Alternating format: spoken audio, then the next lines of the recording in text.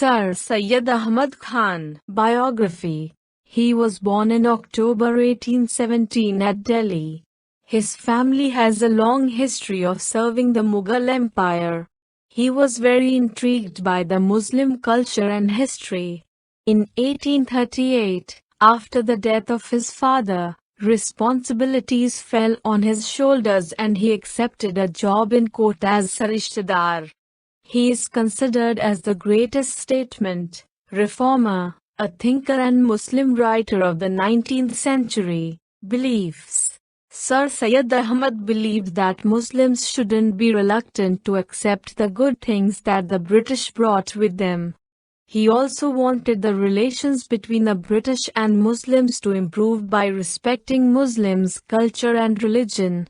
He realized that Hindus and Muslims are two separate nations and introduced his famous two-nation theory.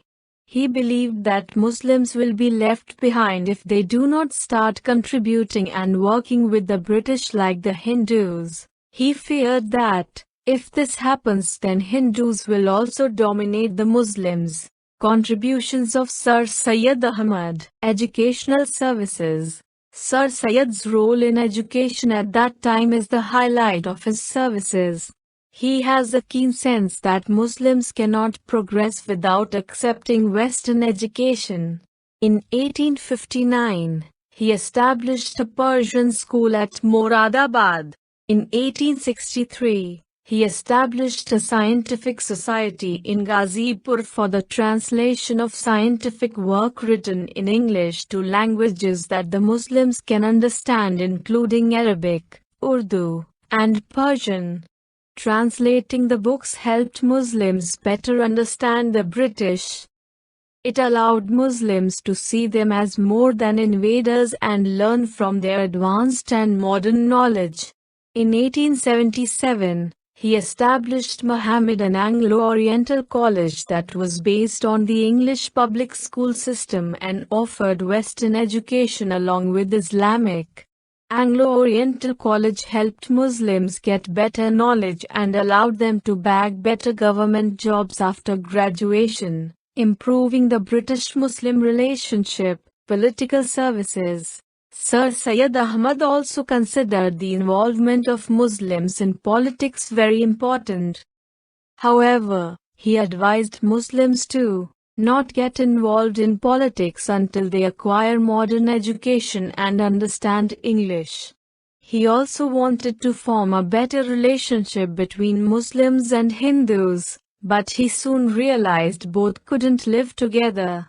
Sir Syed was invited to attend and join the Indian National Congress, but he refused the invitation and warned the Muslims to do the same. He predicted that Congress will soon become the party to speak for the Hindus only. To discuss Muslims' problems, he provided them with a program by establishing Muhammad Educational Conference that later became an integral platform for discussing political issues of Muslims.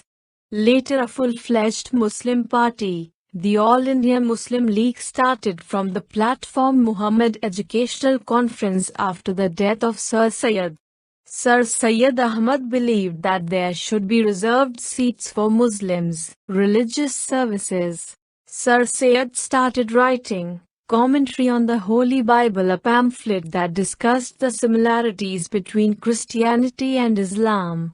Jilal Qulub by Zikr al-Mahbub was the first religious writing of Sir Syed. It contained a biography of Prophet Muhammad, peace be upon him. By his writing, he also tried to guide Muslims that they shouldn't perform bid'ah and shirk. He also wrote Tuhfa-i-Hasan, which was a translation of a Persian book's 2 chapters written by Shah Abdul Aziz. In this book, Sir Syed shared his views on Shiism. He started writing another pamphlet, named Food Laws of People of the Book. In this pamphlet, he explained to Muslims that Islam doesn't forbid them from eating with Christians. The Aligarh Movement. Background. The unsuccessful 1857 war, which was fought for independence from British rule, made the British believe that Muslims were responsible for the uprising. After 1857, the War of Independence, the British started treating Muslims brutally with vengeful and merciless punishments. Consequences of the War of Independence. The Mughal Empire liquidated, and religious education, Persian, and Arabic were banned from schools.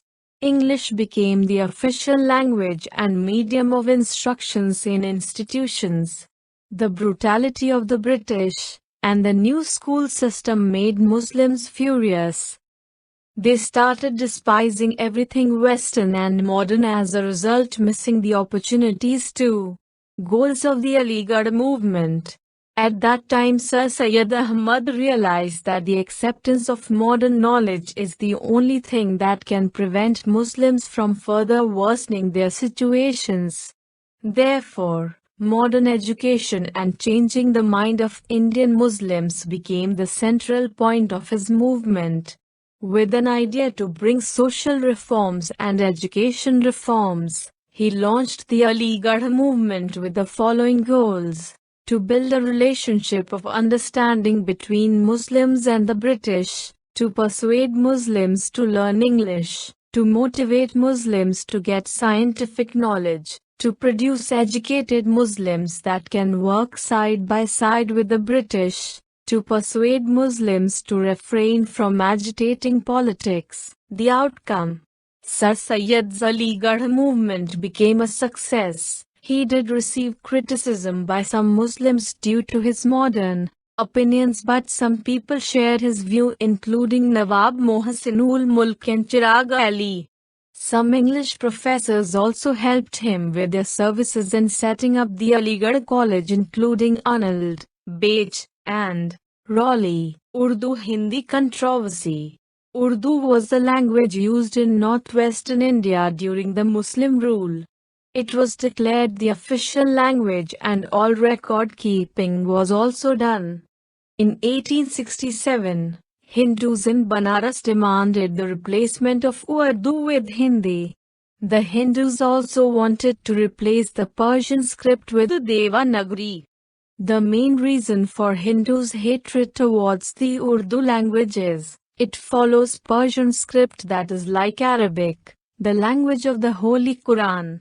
The movement to replace Urdu gained momentum among the Hindus, and they formed a headquarters at Allahabad. This enraged the Muslims, and they came out to protect the language as they considered it a unified force. Sir Syed also supported Urdu, and it became the basis for the two-nation theory. The Urdu-Hindi controversy made Sir Syed see things in a different light.